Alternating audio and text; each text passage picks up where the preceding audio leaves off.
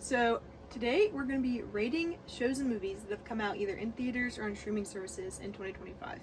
And you may be like, okay, like that's not an original idea. And honestly, this idea may not be original either. But we're going to be rating them based on how triggering they were for grief. And that's just what we're going to do. It's obviously different for everyone, so like I don't want you to be like, oh, well, that would be like the worst thing ever for me to watch then. That's okay. This is just based on my experience, trying to be a little bit more open to like other types of experiences people might have had that might have led them to not want to watch something. So, here we go. Okay, so the first movie we're gonna go over today is Thunderbolts. I saw this maybe like I guess right when it came out. I think I saw it opening night. Basically, it definitely has like some like depression and trauma themes just from what some of the characters have been through, but they do come out in the end on the other side of it, like with the idea of community, and they like trauma bond basically. So I kind of thought that was fun just to see like that being like an underlying theme of the movie. So I gave it a 7 out of 10 in terms of, you know, that's the rating system we're using. I'm not rating these movies actually. Lots of fun like action, you know, characters that you're comfortable with from like old Marvel, so I think that's pretty cool. So that's where we're leaving it as a 7 out of 10 for Thunderbolts. The next movie that I saw was Sinners. So there's definitely a lot of blood and a lot of death, and it can be difficult to watch. There are like a lot of like creepy, funny, I guess, moments. I would say they're creepy and funny of like, you know, it being about vampires, and some of the scenes are a little bit like, you know, like you look at your friend and you laugh because you're like, what the heck? But there's a lot of like important and meaningful stuff in this, so I would definitely recommend it. But there's particularly one scene towards the end where kind of like, I guess in a way, heaven is talked about, and that was kind of like immediately like no matter what, you probably are gonna think of your situation.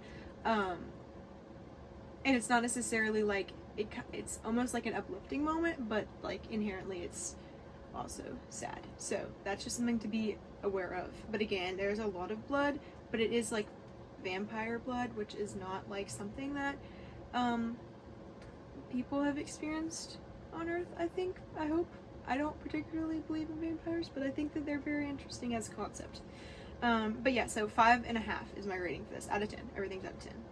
Next movie, Novocaine. It technically was out on streaming services when I watched it, so I didn't see it in theaters, but I was supposed to see it in theaters, basically.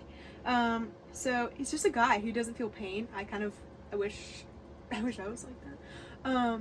But I mean, it was very entertaining. There's lots of action. It's really kind of cringy though to see, like cringy in like a way, not in like a, oh my gosh, that's so cringe. Because of all the different things he puts himself through because he can't feel pain. In case you didn't know, that's like the purpose of the movie. There are some deaths, but it's all pretty like standard action movie death where it's just like someone gets randomly shot or like, you know, that like pushed off a cliff vibe, like, and then they move on immediately from it. So like tread carefully, but I think that would be okay. The thing for me that I wanted to make note of was there is ambulance and hospital scenes, and that could be super upsetting. So I gave it a 6.5 because of that. That definitely was something that was on my mind a lot when we were going through it. And it's out on streaming services now, like I said, so you can go watch it and not have to go to theaters, I guess. Next movie is Friendship. So Friendship technically came out in 2024, but they did a release of it into theaters this year, and I went and saw it.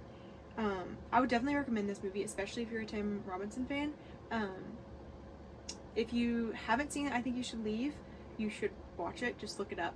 He's phenomenal. It's so funny. It was really funny, and it was also like what I like to call like silly scary. Like you were like, if you haven't watched the trailer, then you're gonna be like, why is this happening right now? But it's actually funny scary. So it's like insanity a little bit, but like I don't know, I think it's really good. And there's like, if you really want to think about it, there's like some deeper meanings to it, but it isn't necessarily grief-based deeper meanings. So I quite enjoyed it. Next is, okay, I didn't really want to talk about this movie, but next is Minecraft. So I did see it in theaters, which is why I'm mentioning it on here, but like I don't really feel like it fits the criteria of the things that I'm going for. I don't know, maybe it does. There is like parental death, but we only see what happens afterwards. I would say that other than that, you're pretty occupied with bright colors and random things happening. So I gave it like a 7 out of 10. I just think, like, honestly, I would make it not 7 out of 10. I feel like maybe it could even be higher than that. It's just like definitely could be triggering, but probably is okay. Next are some theaters that I did not watch the movies. I only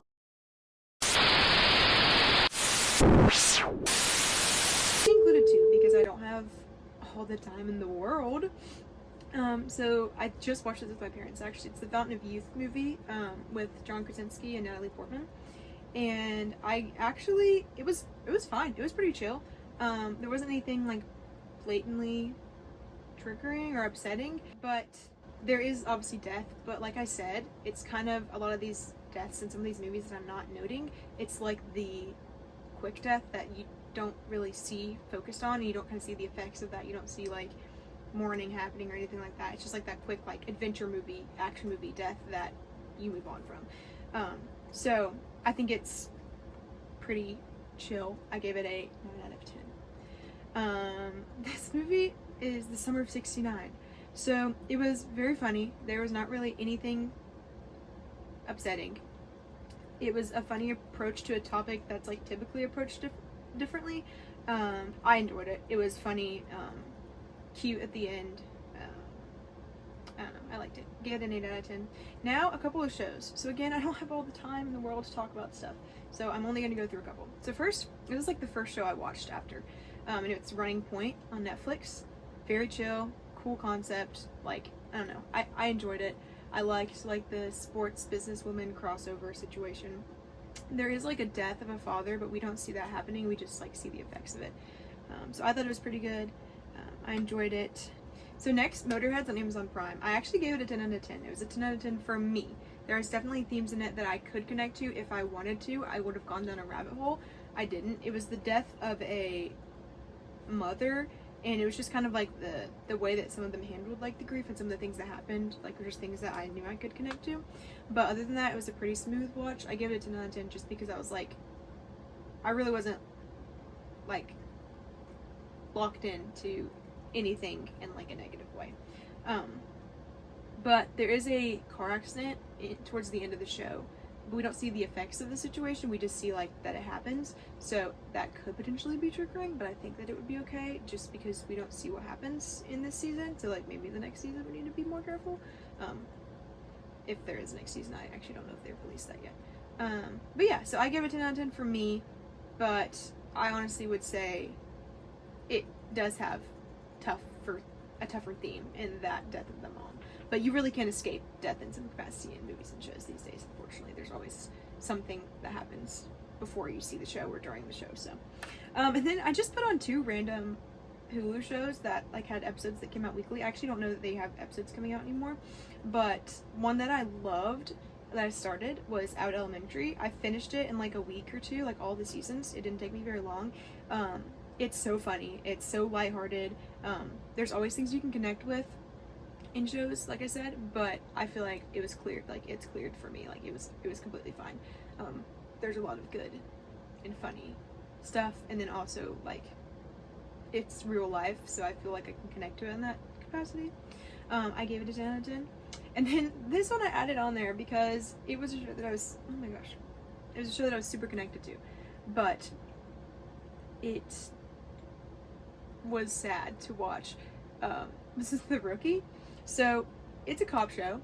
There's death, there's trauma, there's depression, there's ambulances, there's hospitals, but the good stuff, like the funny comedy aspects of the show, was enough for me to keep watching it, and just knowing that I was gonna have to skip through some stuff that was upsetting. Because again, you can skip through stuff if it's upsetting. If you want to watch a show or movie, maybe it's a show or movie that you have liked in the past, you can skip through it. I've done that, like reading books, watching shows. Like you can just skip a page, skip a scene. You don't have to do that. You don't have to stop watching the show either, unless it's like a consistent theme. So that's something that I would say was super kind of weird that I decided to watch that. But basically, like, I saw one of the hospital scenes, I was like, oh no, I'm not watching this, so I turned it off, and then I was like, but I want to watch it.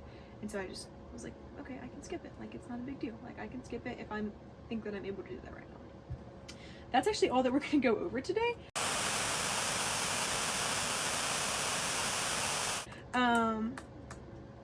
if you want to leave like watch recommendations, I would like to do a part 2. I would like to do lots of parts, maybe. I don't know. I feel like this is a helpful series for me because it's kind of me talking through stuff like without having to talk through stuff yet. So I'm a fan of this series. If you are interested, please drop recommendations.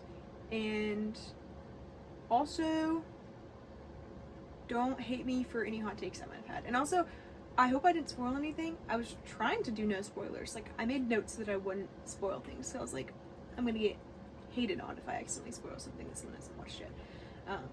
But that's all for the day. I mean, let me know if you want a part 2. I'm really bad at talking on camera, but like whatever, that's fine. And I will see you guys again when I hopefully do a part 2 with a different type of show or movie and stuff and things. Or also let me know if you want like more in depth, I guess. Maybe I could do that. I could probably do like a more analyzed version of some of these movies and shows, if someone wants that. Or like potential movies and shows to come out. Maybe that could be a series. So we have options. Just let me know what you guys like, if anyone sees this at all.